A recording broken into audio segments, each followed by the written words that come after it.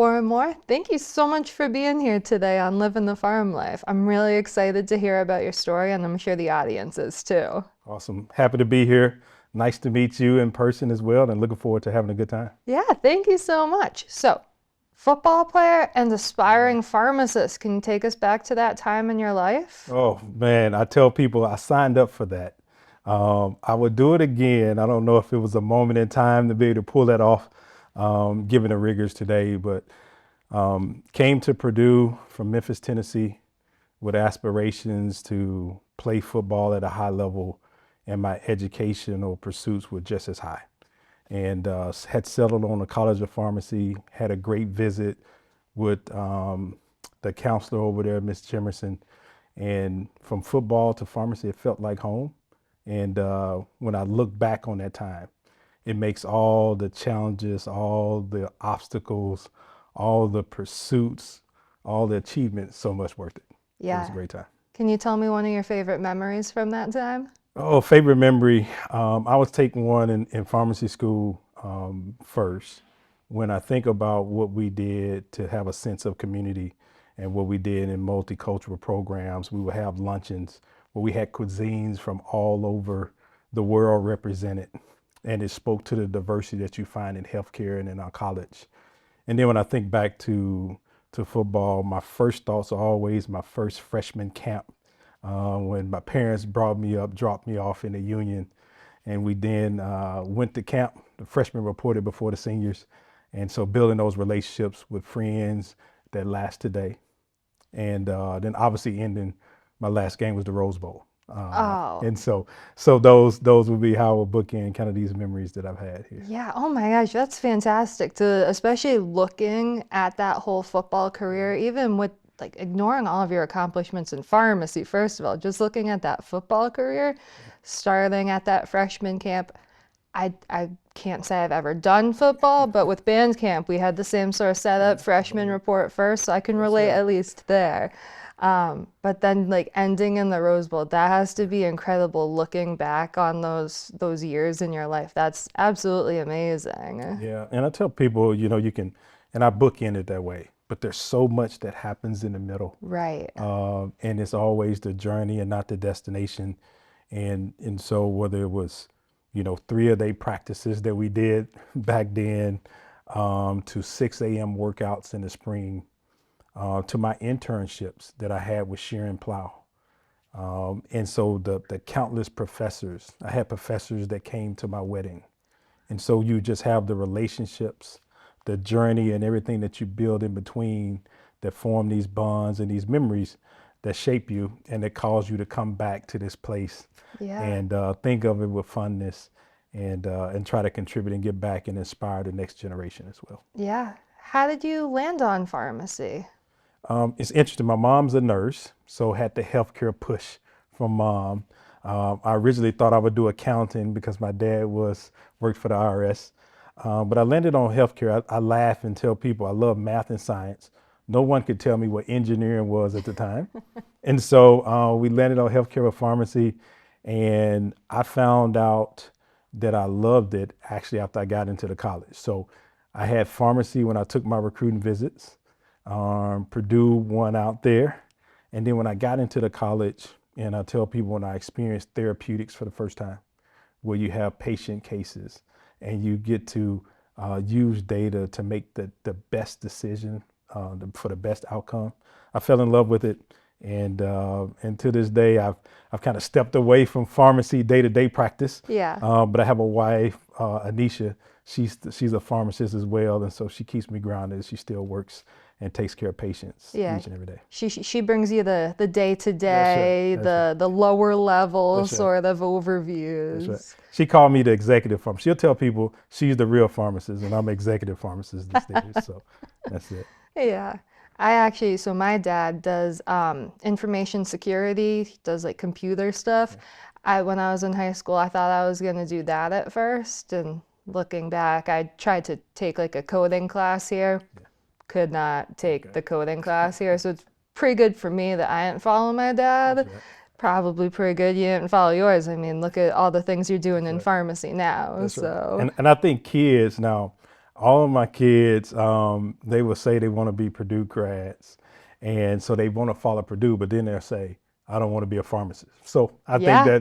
that's right. So still, there's passion and love for what parents do, but sometimes you're grateful that they want to blaze their own trail and find out what matters to them, and so you celebrate it the same. And I'm sure your dad celebrates that with you as well. Yeah, my dad is one of my biggest supporters, and I have three younger siblings. I don't have any kids of my own, but I have three younger siblings, and so I'm with you where I'm not. I don't want them to be pharmacists. I mean, if they wanted to be a pharmacist, I'm all for it, but they don't want to be pharmacists. Now, Isabella, this is a pharmacy podcast, I know, I know. so we are. I will say, I do think that there's great chances and great Of course. opportunities for sure. Yeah, But I think that there's just something about knowing yourself yeah, and picking what speaks to you. yeah, And I have one Ariel that's a nurse. I have Aubrey, the 15-year-old. She's thinking about being a cardiologist from stuff that's happening. yeah, And then I even have some that want to be one Addison, I should say, that wants to be a law enforcement, FBI, and all that, right? So they kind of forge their own yeah. trails, and I think as parents, we owe it to them to kind of pour into them. So I will encourage you when the time is right, have at least All right. one kid, one child that it helps you as a leader, as a person. I Yeah, think to have empathy and compassion for others and responsibility for rearing people that can yeah. be good, productive citizens as well. I gotta wait till these three younger siblings grow up I agree. first. I'm still pushing. I have a nurse too, Okay. and then we've got a social worker. My brother wants to be a firefighter right now. He's the one that my mom keeps saying, "Why don't he could look into healthcare too? That's Or right. That's right. he could go to pharmacy school." That's And right. he's the one that I'm like, "If you want to be a firefighter, be a firefighter, buddy." We still always hold our hope. So I Oh, still of you try to course. nudge them to healthcare. Well, pharmacists are pretty cool, but he's dead set on being a firefighter. But going back to Purdue, you said your kids are interested in Purdue. What got you interested in it?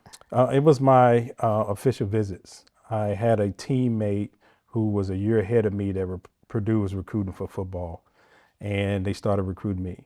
And I tell people it was actually my last official visit. I did University of Louisville, University of Memphis, North Carolina State, and then Purdue. And I tell people when I hit Chauncey Hill on my ride in, and Leroy Keys was driving me in on campus, it just felt right. It felt like home. And the next couple of days cemented that, from meeting with coaching staff to meeting with players on the team to meeting with Miss Jimerson over in the pharmacy school. And so I never thought about Indiana, never thought about Purdue. I had known about Purdue because of Glenn Big Dog Robinson playing basketball. But when my parents heard Big Ten, they was like, "Go Big Ten."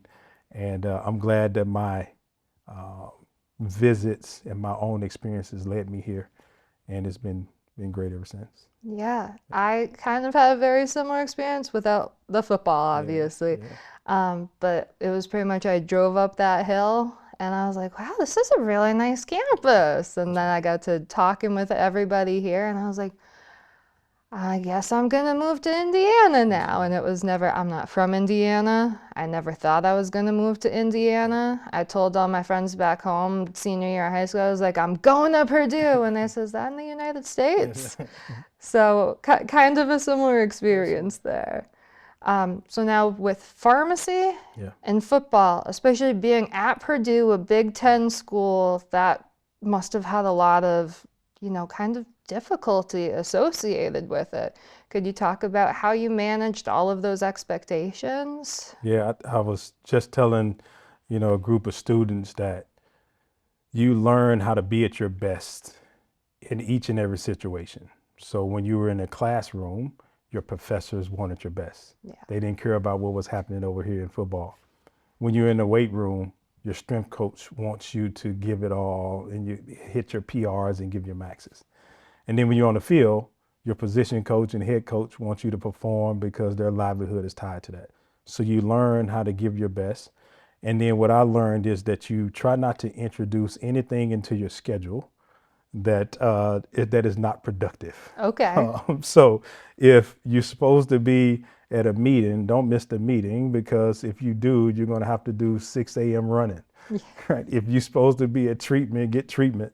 And so it was working the schedule, and I tell you that it was good that our blocks kind of lined up, where pharmacy classes were generally all during the day, and your football block was in the afternoon. And so you would have to understand, how do you go? How do you be rigorous? How do I attend a class every day? Because we didn't have video options at that time. We had a little audio. So I took meticulous notes, and I was there at class every day. And so you can perform when you needed to, and then you found out the ways to have your outlets. Yeah. Whether it was playing video games with my teammates around Madden or NBA. And so you find and pick and choose. You figure out which weekends you want to go out, because every weekend the parties are all the same, so you're not missing something if you miss one or the other. Right. But so I think it's a balance of, how do you give your best? It's a balance of being committed to what's in front of you. And it's also that balance of knowing how to have outlets in order to make sure you can recharge as well. Yeah. And learned all that on the fly. And it serves me well today in everything that I do. How did you keep everything straight? I know, so I'm a very type A person. I got my color-coded Google Calendar. Okay. I'm thinking you didn't have one of those back when you were here. No. So how did you keep it all And it wasn't that straight? long ago, you know what I mean? It's just stuff has evolved quickly. Of course, of course. I'm just saying, my Google I can't live without my color-coded Google Calendar. You'll laugh at this. We had this thing for our Purdue grads that have been around. We had this thing called a mortar board, right? And it's where you actually wrote your calendar down. I actually thought that made you lazy.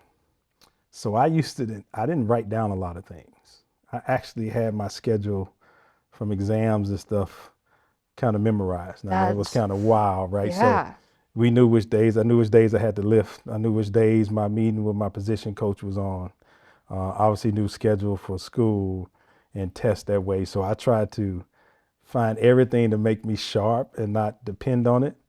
Now, I have since let that go. Okay. I have one calendar today, and my assistant at work, she does an awesome job. But I tell my wife, Anisha, if you want me to be somewhere, make sure you talk to Bernice. And so that way it gets on the calendar, and I can be there, so I can make all the important dates. But yeah, when I was here, I tried to keep it all there, just try to stay sharp. Yeah, I can't believe you were out there memorizing your therapeutics notes as well as your entire schedule. Well, I didn't memorize those. I took them meticulously so I could go back. I will tell you this, though. We had a lot of night tests. I don't know if you... No, we do day tests now. So we had night tests. The rule was you could get out of practice 30 minutes before your test. Uh-huh. And so if you had a test at 6 o'clock, at 5:30, the coach would come and say, you can leave. That meant at that time I had to go, cut off my take off equipment, take a shower, grab a dinner on the way out, and get to your class in 30 minutes. And so you go from running blitz packages and facing double teams to going in and thinking about medicinal, molecular chemistry, medicinal pharmacology. So yeah, it was interesting. Yeah, that sounds intense. Yeah. I mean, I'm not to be like I'm just a pharmacist, but I don't do that. And I already feel like pharmacy school is pretty intense. So I can't even imagine the amount of like self-discipline and everything that you have. So how do you manage your discipline today? Obviously you came in, you've done a lot. You're doing things like this podcast. Talk to me about how you manage your discipline today. Yeah, definitely. I got my color-coded Google Calendar. Okay. Every single thing I do goes on that calendar. It irritates my friends because I send them calendar invites. Like it'll be like, oh, do you guys want to go to the mall with me? And they'll be like, sure. I'm like, okay, we're going to the mall tomorrow. Calendar invite. And they get an email for it. Do you want to accept Isabella's calendar invitation to go to the mall? And they're like, you don't need to do this. I'm like, yes, I do. Because this is a record of all of the things I've ever done in my life is in that Google Calendar. So we've talked about how challenging everything was. Were there any specific challenges you faced during your time at Purdue, and how did you overcome those? Yeah, probably the biggest was the injuries. You go through high school, never really had any major injuries. When I came to Purdue and first year redshirted, my redshirt freshman year, toward the end, I started on the defensive line, and before the IU game, I dislocated this right elbow. Okay, Wow. and so and that was on a Thursday. We were normally in shorts, but we were really excited, amped up. We called it right Right. for IU, and that hurt. It cost me some bowl game time, and then I had, you talked about earlier, kneecap dislocation. I had that happen at the end of my sophomore year and into my junior year, and so I didn't letter my junior year because I battled that and had knee surgery Oh, coming off that, wow. and then came back senior year. So I tell people, injuries and during that time when you're playing sports, if you're away from the team, that's a tough thing to battle because you're you're outside, you're rehabbing away, and you're missing out on those moments a lot of time. Yeah. When I think about within the college of pharmacy, we went through a curriculum change for my class when we got right into the professional school. And so there was no blueprint around how you go through it. The professors were learning Yeah. at the time, and Dean Barker today was Dr. Barker back then. He was a professor of mine, and he gave me the hardest test that I've ever had in my life, and I still remember. It was in MCMP, and we did it during class, but I thought we needed more time than the class time allotted for the type of questions they gave us. And so that became one of the things we laugh about today when he had to come ask me for that test and the look that I gave him at that time. But curriculum changes were challenging because, again, no one had done it before. And then I tell people just the rigor of pharmacy school itself. You know that if you don't pass a class, you're automatically a year behind because it's offered once a year. Yeah. And for me, it was let's make sure that we continue on, Right. especially while on scholarship there. So I would say on both fronts, you kind of battle through. But then those challenges, those things you overcome, whether it's in football where you come back in your last game, you get to walk into the Rose Bowl Stadium and you compete after winning a Big Ten championship, or in 6 years you graduate with a PharmD that gives you access in the life that you have today. So it was all worth it, but those were probably a few challenges that I'll come to mind right away. Yeah, especially like I know a lot of people come to college, they're young, they feel Yeah, invincible. And so it can sometimes be like that first injury you yeah, get anytime in college, especially if you're playing a sport that makes you realize that maybe I'm not as invincible as I thought I was. I know that was definitely what happened to me when I had dislocated my knee jogging and marching band practice. So not, as exciting as a football yeah. sports injury. But it's definitely one of those that you learn that you're not invincible. And with the curriculum change and everything, I kind of learned that everyone is doing things Mhm. for the first time. This is everyone's first life. That's right. But what were some valuable things you learned from like these experiences and just your time at Purdue? Like if you could take a lesson away, what would it be?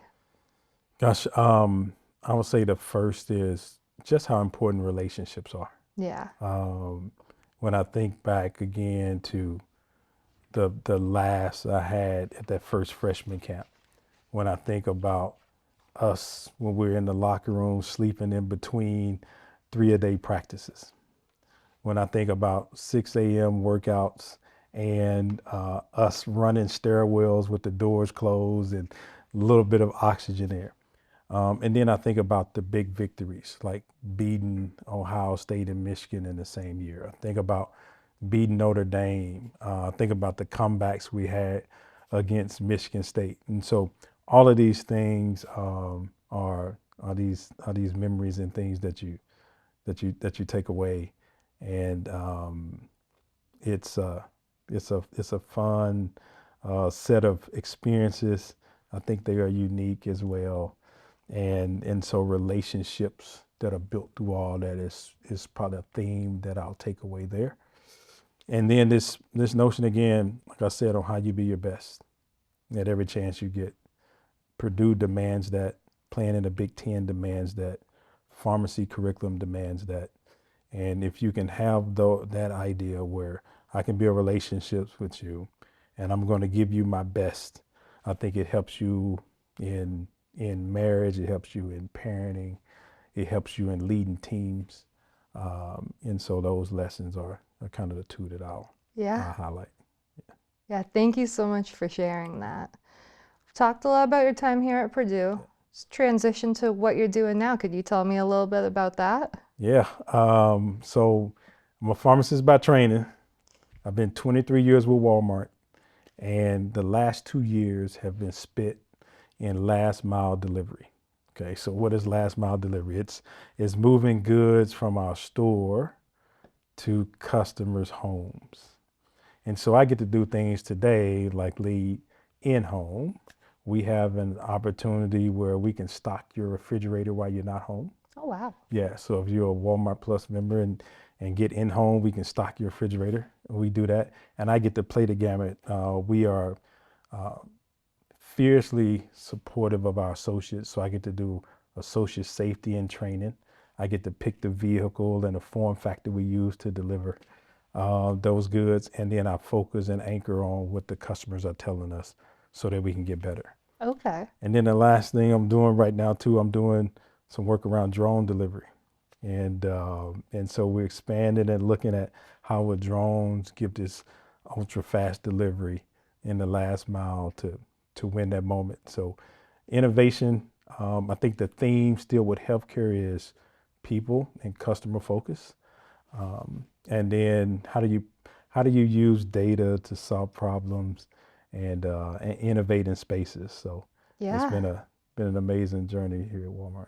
Could you tell me how you got to this position from Purdue graduate to now? How'd you get here? Yeah, I spent a lot of time in healthcare. I actually came and practiced as a pharmacist for 4 years in our stores and then got into management. I did all of our field level positions when it comes to health and wellness. And when we think about health and wellness, is our pharmacy and vision center operations. So I've led, 12 to 14 stores.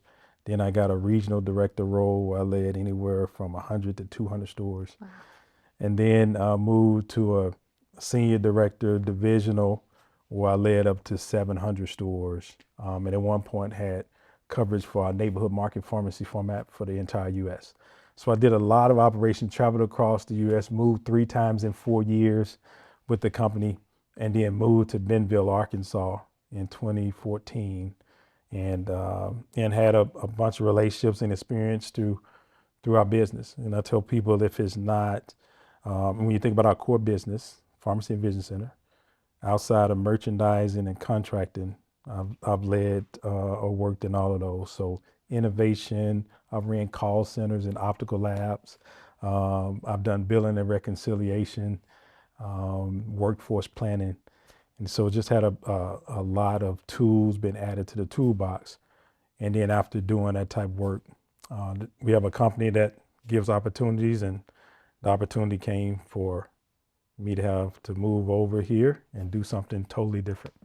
And I think that speaks to how you want to stretch yourself and make sure that that you're not afraid to give up something that you feel comfortable in and have done your whole life to make a pivot that would allow you to have something that you couldn't think of beyond today. Did you ever foresee this happening, especially when you were a Purdue pharmacy student? Could you have predicted the trajectory of your life? No. I tell people that at one point, 5 years post graduating, I had reached all the goals that I had set because it was that narrow of a lens. You know, what I'm doing today, no one in my family has done within a corporation. And so there wasn't a blueprint. The thing that I love about coming back and speaking to students is because we get to show them everything that's possible. And every year I come back and speak to Dr. Scott's leadership class. This year I had the opportunity to speak to the Dean's Forum. And I think that's the magic of bringing back alumni who've had all of these twists throughout their career so people can dream and understand what's possible. So at that time, no, I thought I would go into industry and I ended up in retail. The common thing between retail and industry was this opportunity to grow and not get stagnant and be able to move across. And my career has kind of lended itself to doing that throughout all the different roles that I've had. And so no couldn't have imagined it. And so I always tell people I'm extremely blessed, um, and and look forward to the next few years and still stuff to come for sure. Yeah, thank you so much for sharing that, especially as a student who has Yeah, the whole trajectory of my career ahead. that's right. I love hearing that things aren't always as they seem and it's not always as you think it's going to be, especially I'm a big Yeah, planner and it's unsettling but also kind of comforting to know can't always plan everything that's out. right. Let's talk. So one of your past positions, not Yeah, one you hold now, right, that's was right. Vice President of Social Determinants of Health. That's correct. We talk a lot about social determinants of health in the pharmacy program, about how those are such an important, sometimes barrier for patients trying to get medical care, and how we as pharmacists have such a huge role in helping our patients with those social determinants. Could you talk about how your role, like what your role was, how it influenced healthcare, those sorts of things? Yeah, when you think about it, that I think we've gotten smarter in healthcare, right? That we know it's not just me giving you medication to treat whatever condition. It's these things that are happening within my environment, that are happening around me socially. That's where the word social determinants come from, that actually kind of determine my health outcomes. And a way we always tell individuals to think about that is you can pull up zip codes and one person that lives 10 minutes away from another can have a life expectancy gap of 20 to 30 years. And it's about the things that are happening there, whether it can be um, clean air, water, whether it can be um, access to healthy, nutritious foods, etc. And so one of the things that we did, or I did with that role, was to look at ways that at Walmart we can help the communities. We have stores that sit within 10 minutes of 90% of Americans. And so when you think about communities, right, we think about ourselves as being the best place for people to shop and work. And if we're going to be the best place to shop, how do we actually bring forth ideas and solutions for communities? And so that was one where we looked at, we have a huge baby department. And so we looked at maternal and infant mortality and what ways we can play there. And then we also looked at food and nutrition insecurity. So the idea was to create a program that would allow us to do that. And some benefits that came out of the work we did is one, every mom now under Walmart insurance that gives birth has access to a doula.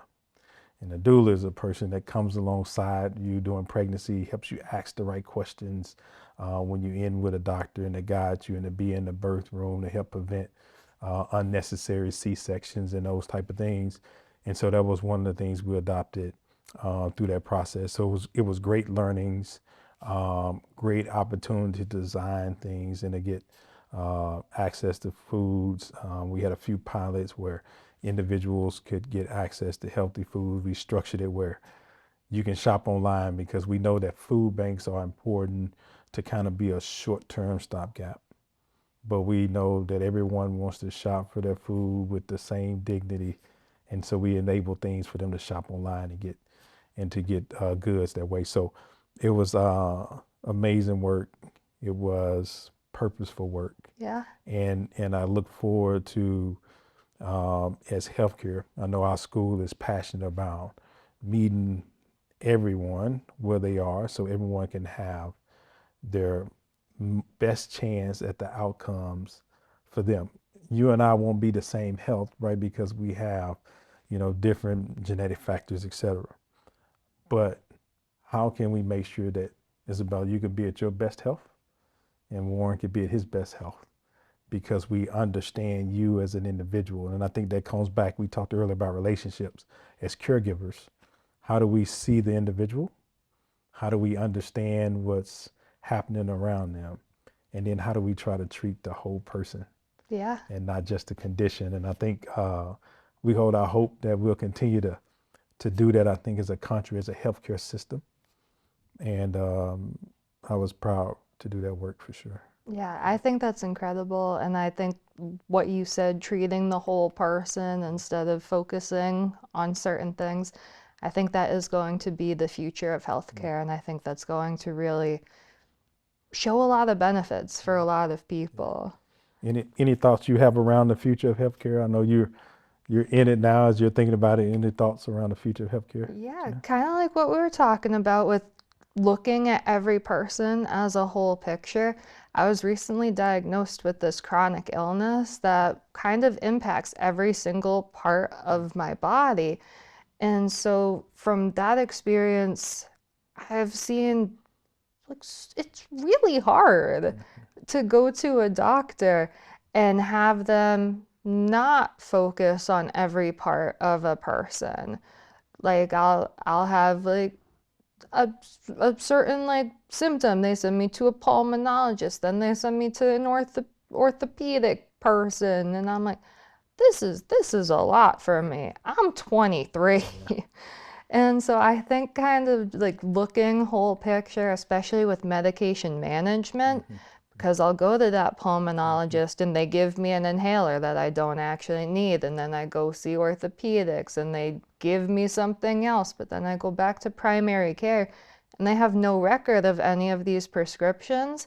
And I think that treating all together and having a more universal system with that, where doctors are more able to talk to other physicians, other pharmacists, nurses, and everyone. I think that's going to be really good both for medication management, opioid problems, just in general. I think that greater communication, building those relationships like we were talking about, I think that's going to take us to a better future than where we are right now. And I think that why it's important for whether it's college of pharmacies to teach it or medical schools, because if you don't know the healthcare system today and you have an illness, it's tough for you to navigate. Yeah. But if we had practitioners that are willing to help those individuals navigate, right, speak to them in ways that they understand how to share resources, I think will help us be a lot better in our healthcare system with better outcomes, especially Yeah. the amount of money we spend in healthcare today in the U.S. So I think we want to we have to understand that everyone don't know how to navigate it, and this thing is too complex, Yes. so it should be simpler. Yes. But in the light of that, how do you and I as practitioners, right, come around that individual and meet them where they are Right. to help them get to their best outcomes for sure. Yeah, a couple months ago, I had been home for winter break, and my grandmother, she had arthritis, and her doctor that she sees for arthritis told her that one of the best things for that is NSAIDs. They said you should try ibuprofen. She had stage 4 kidney disease. Should not be having that ibuprofen, but she had 6 bottles of ibuprofen that I confiscated from her bathroom. It was the same thing, but she was like, well, the liquid gel one, I take that for something. I take the brand name Advil for in the morning, and then I take the generic ibuprofen, completely different things. I was like, Grandma, these are the same things. So I think that was definitely another reason I was like, we need to look at a whole person because yes, she was in a lot of pain, but she would be in more pain if she had kidney failure from taking too many NSAIDs. But looking at your positions now, the ones you've had, especially social determinants of health and the position you're in now, how has your training as a pharmacist helped with those roles? Yeah, I think it's foundational to those roles, and I've been blessed over my career to have some additional experiences that help. But the things that I say that are foundational is this ability to use data to make decisions. I tell an individual, our job is to try to make the best decision, right? There's always more than one decision you can make, but how do you make the best decision for that time? And I think from healthcare that played a role. I think attention to detail. We understand that any small mistake, right, can cost someone their life. And so when you're doing work, so the attention to detail that you pay to the things you do today, I would think from my football time, right, teams and how you build teams, that individuals understand how they mesh together. When you're hiring a team, you have to look at, okay, what does my team need? What does that position need? And then do they have the skills to do that role? And so how do you cast a wide net to build teams? I think factors in today. And then caring for people. I tell people I'm biased toward retail, just because you get to see individuals for long periods of time. So if you're in a community, you may get to track someone who's newly married and then the birth of their child and then that child graduate high school. And so your ability to have these long lasting relationships there, you have to have this love for people.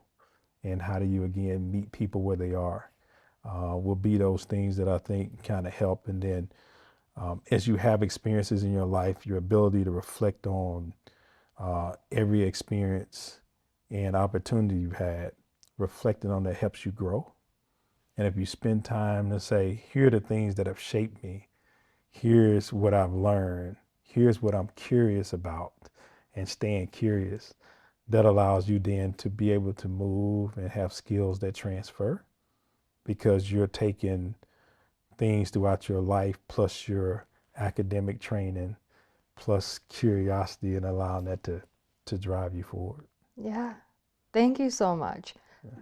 I've had an incredible time talking to you. You've had so much to share, and this has been incredible. Thank you so much for being Yeah, here. thank you for the time. Good Yeah, luck with everything as you I finish up your curriculum. I have one last question for Okay. you, so don't say your goodbyes just yet. All right.